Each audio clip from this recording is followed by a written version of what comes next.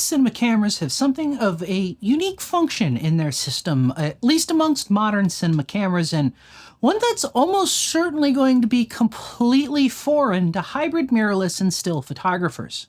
Canon calls this auto black balance, or just ABB in the menu, but the reality is it's almost anything but automatic.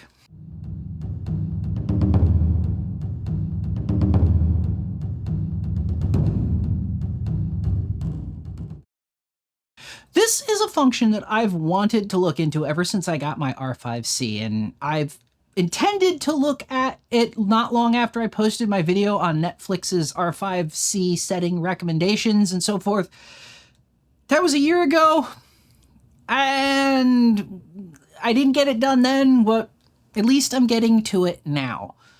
I also have to apologize a little bit. This video is going to be quite a bit longer than most of my videos are, and longer than I really had intended it to be, but there's kind of a lot to talk about here to really get the nuance and understanding of this feature. So if you are an R5C shooter, you may want to stick around through the whole thing. Additionally, this is a feature the R5C shares with all of the rest of Canon's Cinema EOS line. So even if you're not an R5C shooter, if you shoot with any of Canon's other Cinema series cameras, from the 2012 vintage C300 all the way to the latest C400 released last year in 2024, you probably are also going to find this video at least somewhat useful.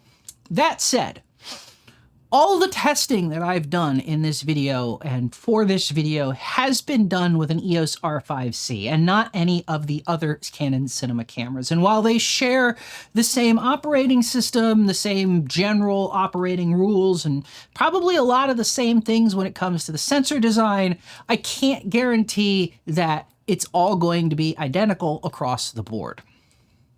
Now, with that out of the way, let's start with where the auto black balance function is and how you run it, the practical side of things. Now on the R5C, auto black balance is found at the top of the Camera Setup 6 menu page, and it is just listed there as ABB, nothing else. And as far as I know, for all the rest of the cinema cameras, it's probably going to be somewhere very similar to that, but it's definitely in the Camera Setup side of the menus. Now, upon selecting the ABB entry, you will be prompted to attach a body cap to your camera and then press OK to start the auto black balance process. Once started, the camera will take about 40 seconds for it to run through the complete calibration process, and when it's done, you will be notified that it is so with a message that says press OK to complete. Now, that said, while Canon says that you have to use, or says to use, a body cap, the requirement here is actually that the sensor is in complete darkness. A body cap absolutely achieves that, and is a great way to do it if your camera is not built out in the middle of a rig with a lens attached and so forth. However, if you, like me, don't tear your equipment down every day or every night and it's set up with a lens attached for when you're working out in the field or when you're shooting in a studio, then using a tight-fitting or good, well-fitting lens cap instead of a body cap will work just fine. Obviously, if you're using any Canon's RF lenses or even EF lenses, the lens caps that come with them will do the job. And quite honestly, this is how I've done my black balancing 99% of the time that I've done it. But I also ran it once with the body cap on in the process of testing just to confirm that there was no meaningful difference. So with how to run auto black balance out of the way, let's talk about when you should run auto black balance, or at least when it's recommended that you should run auto black balance, because the testing that I've done may tell us a different story. So on page 46 of the R5C's manual, Canon calls out 6 times or cases or instances or whatever you want to call them where auto black balance should be run. These are when using the camera for the first time or if a long period after, when using the camera for the first time or after a long period of disuse, after a sudden or extreme change in temperature, after changing the sensor mode, that would be going like from full frame to Super 35, when activating or deactivating slow and fast motion or any of the other special recording modes, after changing the shooting frame rate when slow and fast motion mode is active, and after resetting the camera's settings. If you go by Netflix's recommendation in their camera setup guide, they recommend running auto black balance at the start of every day before shooting and after any significant change in camera temperature, or ambient temperature is probably a better way to put it. Now, that said, I have been shooting with my R5C for going on 3 years now, and for better or probably worse, maybe, I've only run auto black balance on it a handful of times over that period, and quite honestly, I've never seen obvious issues with my footage or any obvious change immediately after running it in, like, actual recordings. And in fact, I'm gonna just go out on a limb here and say that I suspect many, if not most, of the people out there shooting with R5Cs are probably doing the same thing, and they've probably never seen a real problem. So that raises the question, how necessary is doing this? Now, before I get to tests, I want to talk a little bit about why this is even a thing on the camera and what I think is actually going on at a more, like, engineering level. The short of it, at least as far as I can tell, obviously I don't work for Canon, I don't have access to their source code, I can't tell with 100% certainty what the camera is precisely doing internally, but from what I can tell, auto black balance performs a comprehensive sensor-wide black level calibration process. So what does that mean and why is this necessary? Well, put simply, there is always a persistent background signal in any digital image sensor. This signal is the result of thermally activated electrons. That's sensors warm, and so the electrons are moving around, and sometimes they have enough energy that those electrons are captured by the photosites, which is not what we necessarily want. It's a signal, but it's not the light that we're trying to record. Now, since this happens even when the sensor is in complete darkness, this phenomena is called dark current, because it's a current, it's a flow of electrons, and it happens in the dark.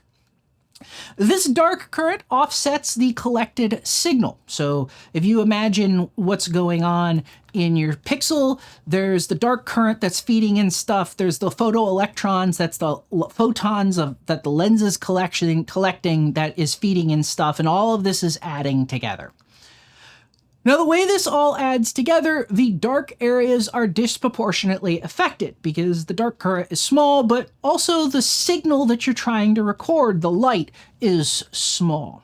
And in the worst case scenarios, this can actually affect the color balance in your shadow areas, because when the signal is amplified, the gains and ratios for the red, the green, and the blue channels will amplify the dark current more than it does in the other channels, because the gains are different, and therefore the signal will be amplified differently, and the color balance will change. Now, dark current itself is affected by several factors. The big one, as I already implied, is temperature, but the other one are defects in the sensor's structure and chemical makeup. We're talking about microscopic changes in the way the silicon lattice or the silicon crystal is in the sensor substrate itself, or different concentrations over tiny areas of the chemicals that are used to change the electrical properties of the silicon to make up the various transistors and diodes and so forth that are being used. However, since the dark current accumulates continuously, it's a current, so it's a constant small flow. From the image's perspective, the frame we're capturing, the contribution also changes based on exposure time. Longer exposures will have more dark current feeding into the pixel, therefore it will increase the level that is there.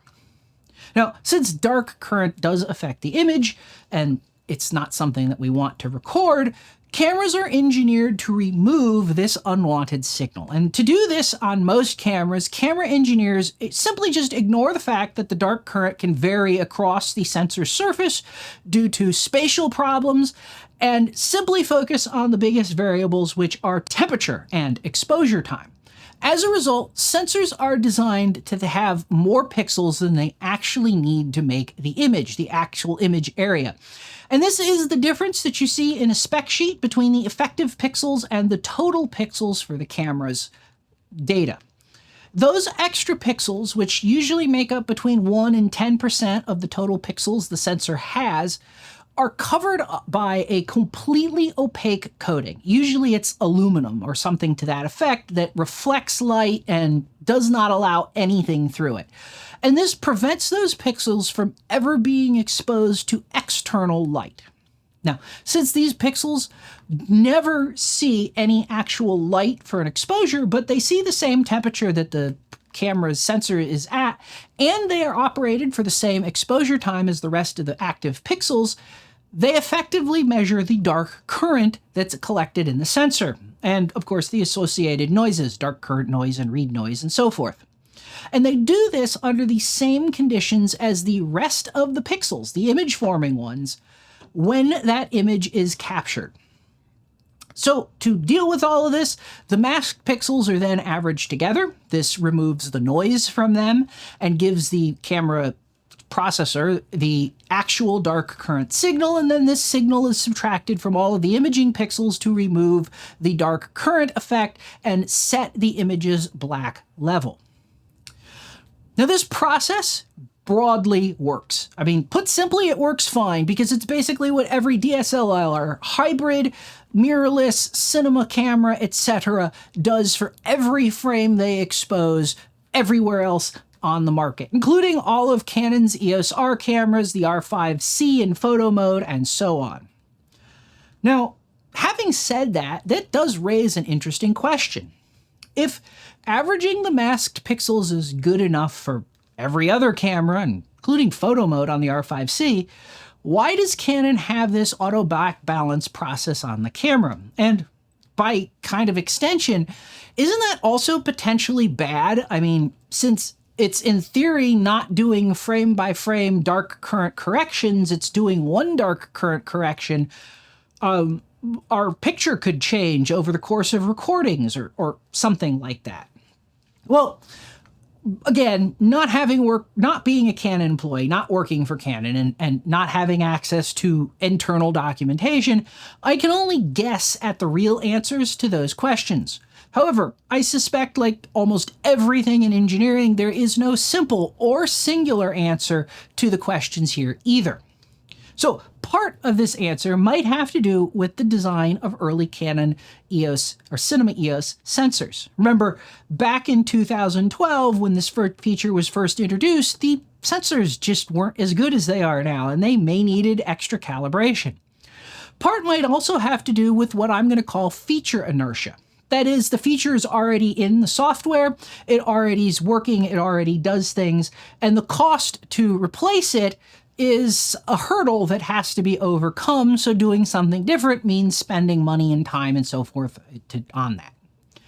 Another part of that problem or discussion might stem from the target market as well. At least Canon wrote Cinema EOS OS for high-end, like Hollywood productions, and as part of that, they may have set an engineering goal to provide the best corrected black levels possible. After all, one of the things that many filmmakers want to test and look at is how the cameras respond in dark and near black situations, and that's, of course, a big deal in that market segment. Now, as for the second question, whether or not this is a bad thing for us, I think that's also a similarly complex question to answer.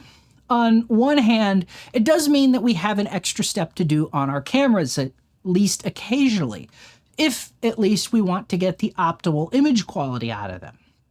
On the other hand, a comprehensive sensor map of dark current can provide better corrected black levels than just using masked pixels. Also, in at least some of my tests, it seems like the camera doesn't just ignore the masked pixels. They're there on the R5C. In fact, they're there on all of Canon's cinema cameras. And my camera seemed to compensate it for exposure time and temperature changes without having to rerun auto black balance, which I wouldn't expect it to be able to do readily if it wasn't also doing something with the masked pixels to sort of adjust the mapped sensor or mapped process. So enough theory, let's talk about some tests, because that's sort of the meat of all of this. Now, I started off with a really simple test. I recorded a single short clip with the lens cap on. This was shot at 8K, 24 frames per second, 180-degree shutter angle at ISO 800. And then I recorded a similar clip after running auto black balance. Now, this process was done with no preparation whatsoever. I can't tell you when I last black balanced the camera, or even if I actually remembered to do so after the last firmware update. Remember, firmware updates on the R5C reset the camera, so they're going to reset the saved black balance. So as far as a bad pre-auto black balance condition, this is about as uncalibrated as I could get the camera without resetting it just to run a test. Now, I did this shot in 8K because I hoped to get as clear of a picture as I could of things without downsampling affecting any of the results. That said, the reality is downsampling doesn't actually change the dark current level, only the dark current and read noises, because when you average the pixels together, the noises get averaged out, the signal gets averaged closer to what it actually is. And since we don't care about either of those noises, I decided for the rest of this video, or the rest of the tests that I did, to run everything at 1080p. I did verify it. It was basically the same for all practical intents and purposes. Now, additionally, all of the clips that I shot were shot with HEVC compression at 10-bit and 422 chroma using Canon's log 3 gamma curve. Now, most people would say, well, you should do RAW, or you should do 422 chroma subsampling. However, since I'm only interested in brightness, because that's the dark currents effect, or at least that's all I was in the case of these tests, I only looked at the Luma channel, which is fully sampled. It's not subsampled, and therefore not using the full 422 chroma doesn't really matter. Now, of course, the other question, like I said, is going to be why not use RAW? The simple answer why I didn't do any of these video tests using RAW video is that I do not have a way to process the RAW files in a way that I can get useful numerical data directly out of them. I'd have to recompress them into ProRes or something else. I can't guarantee that the recompression process isn't going to perform some sort of dark current substitution or subtraction or correction, because all of the software that does it, either Canon's Cinema RAW development utility or Blackmagic Design, which those are both the tools that I have at my fingertips, is closed source, and I don't have access to what the actual processing that would be done in them will be, so I can't guarantee that I'm going to get useful information out of it instead of just running it straight through the tools that I wrote to do this. I also used 180-degree shutter angle for all of these tests.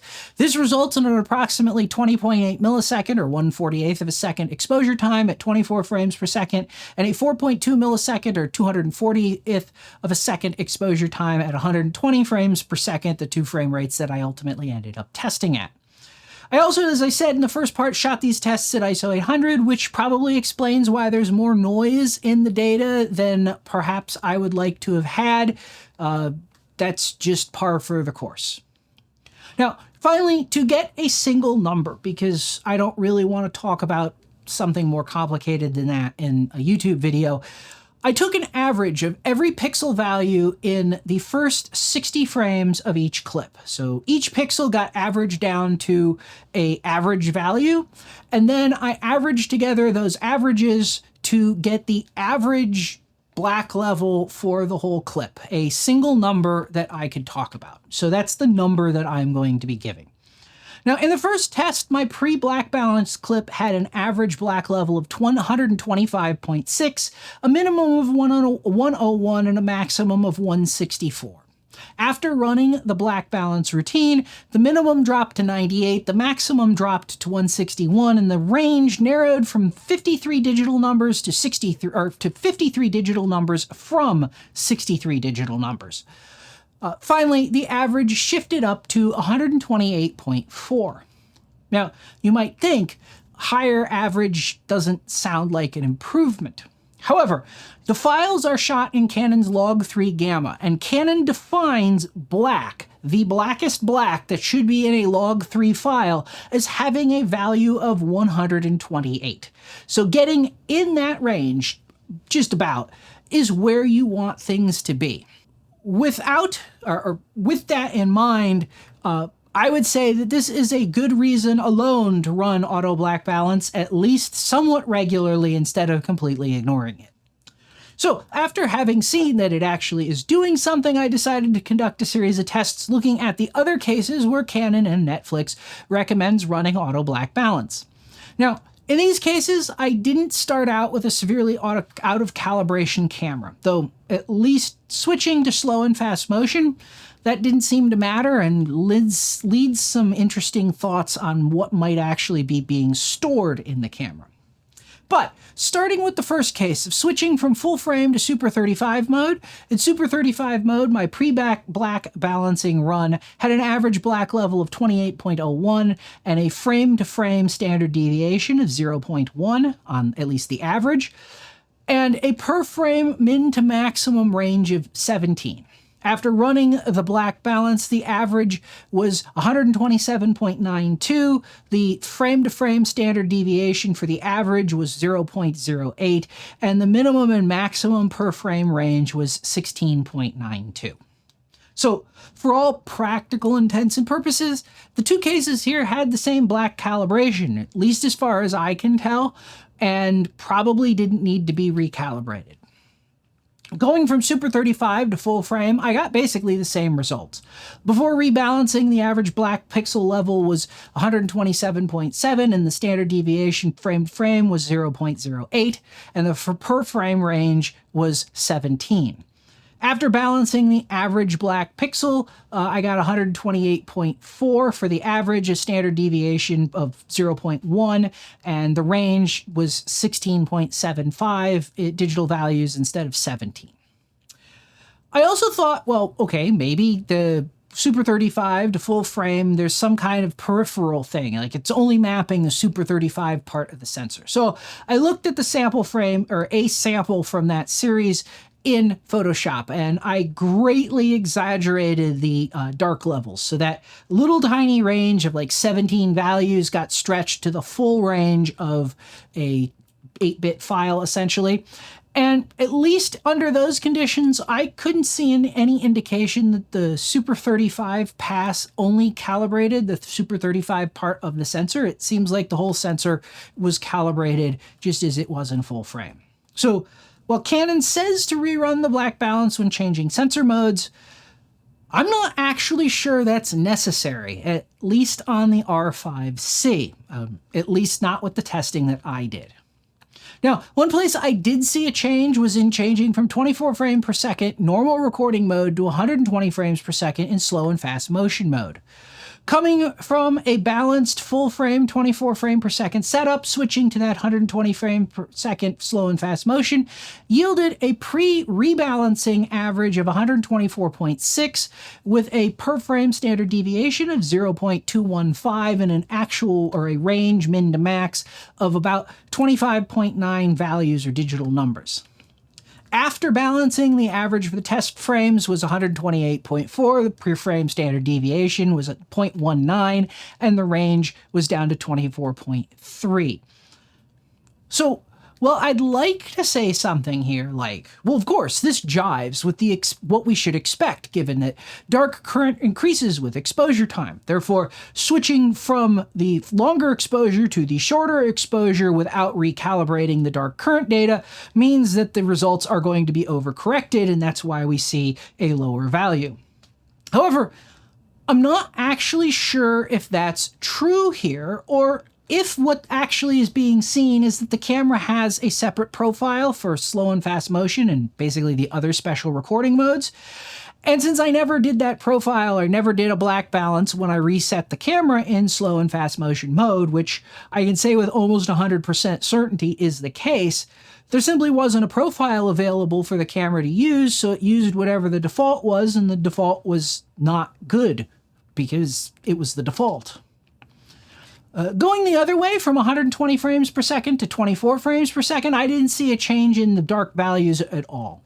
I had expected one. After all, the change in exposure times should mean that the short exposure of the higher frame rate should calibrate the dark values or the black levels because the exposure is short, and therefore in the longer exposure time, there's more dark current, and therefore the black levels would be higher. But ultimately, I saw the same thing.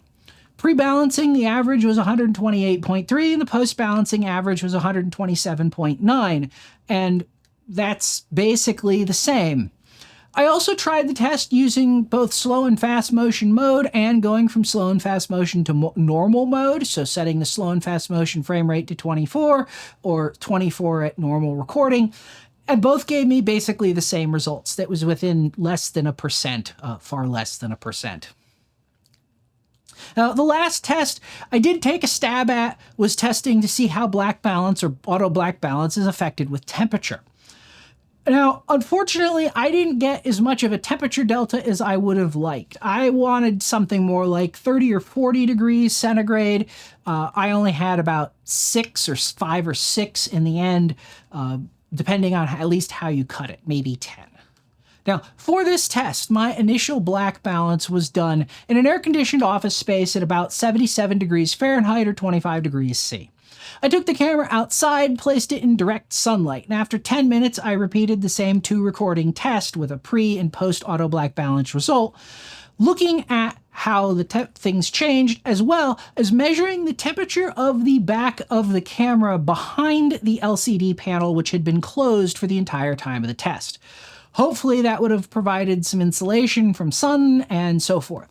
Now, I measured a surface temperature of 101.5 degrees Fahrenheit or 38.61 degrees centigrade or Celsius on the inside behind the closed LCD. Now, I did this with an infrared thermometer, so it's not necessarily directly comparable to anything, but it is what it is. At the same time, the air temperature outside, like the free air temperature, was 85 degrees Fahrenheit or 29.44 degrees Celsius, which in this case might be the more relevant number to use because the R5C's active cooling system is going to be blowing that temperature air through it as opposed to the temperature of the surface temperature of the outside of the chassis. Now, before black balancing in the sun or at the higher temperature, the average black level of the video was 127.8, and after balancing, it was 127.9. So no change, and I would have expected to have seen at least something given the fact that the black level should, or the dark current should double with every 5 to 8 degree change in temperature, and this is basically the same. Now, interpreting that, of course, it's possible that the 10 minutes that I was out in direct sun with the camera wasn't long enough for the sensor to heat up significantly enough to make any kind of change. The outside temperatures measuring like the surface of the lens and so forth was over 130 degrees Fahrenheit or 54 degrees C, at least with my infrared thermometer. So in theory, there should have been a good amount of heat soaking into the camera, but maybe that wasn't long enough. Alternatively, it could have warmed up, but it would have only warmed up to the air temperature, which was only about 5 degrees centigrade warmer or Celsius warmer than the initial conditions, and that might not have been enough to see a significant change. As I said, dark current should double in value every 5 to 9 degrees Celsius increase in temperature. So at 5, even though I'm on the bottom end of the case, I would have expected to see something more than an average of a tenth of a digital number or tenth of a value. So this brings me to what I'm going to call the rather confusing conclusion to this video. It is clear auto black balance does do something, and clearly running it after an extended period of time, or when the camera has been reset, or in the case of where switching from 24 to in normal recording to 120 frames per second in slow and fast motion, did have an impact. It did change the camera's black balance, and it brought the basic overall black level closer to what it actually should be for the gamma curve that it was being recorded with. At the same time, I saw almost no meaningful change in black levels in most of the cases where Canon or Netflix says that you need to rerun or should rerun auto black balance.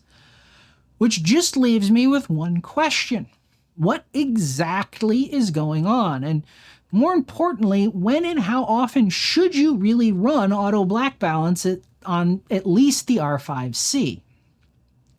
Now, given some of the test results, it may be that Canon is using both the full sensor profile created by the auto black balance process and the masked pixels to generate the best possible black level compensation.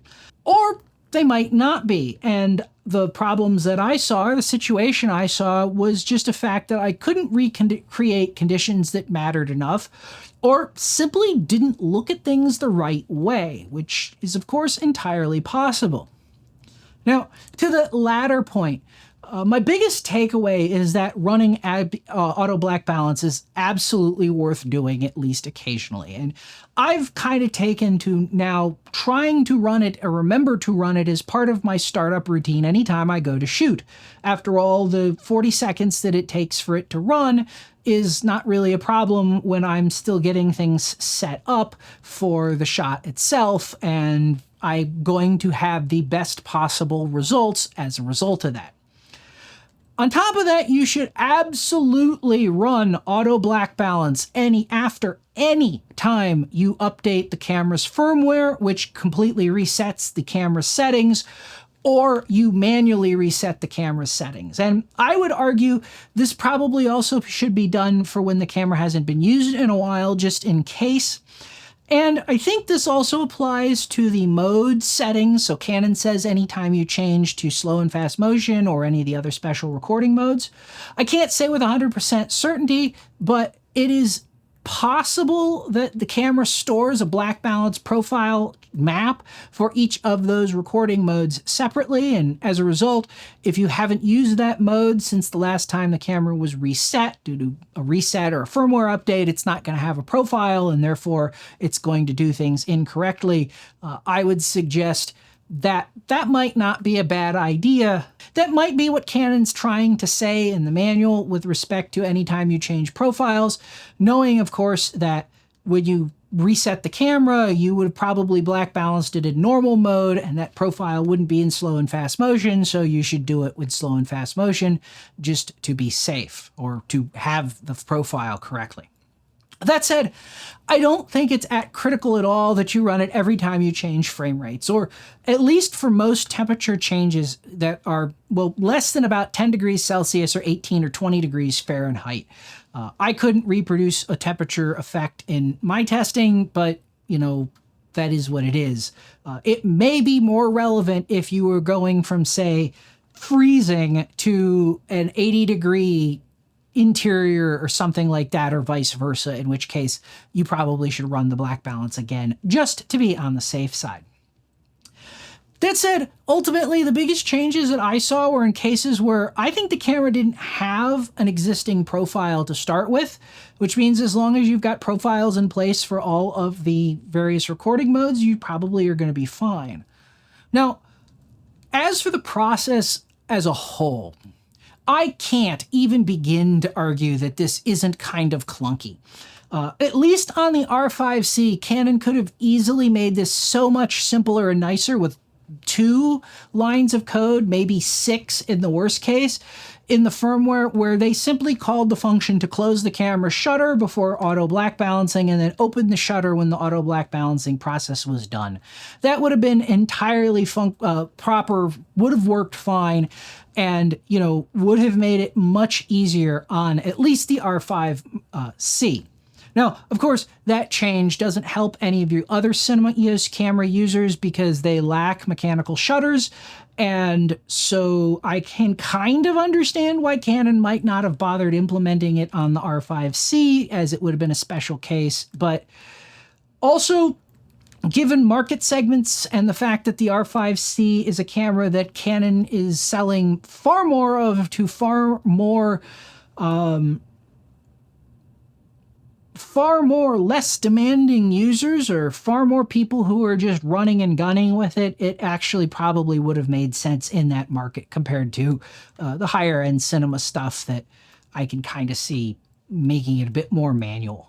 If I want to run and gun with the camera, I want to be able to do that without having to take a rig apart or something like that. And the R5C certainly can do that. That said, I hope you found this useful or at least interesting. If you did, let me know by hitting that like button.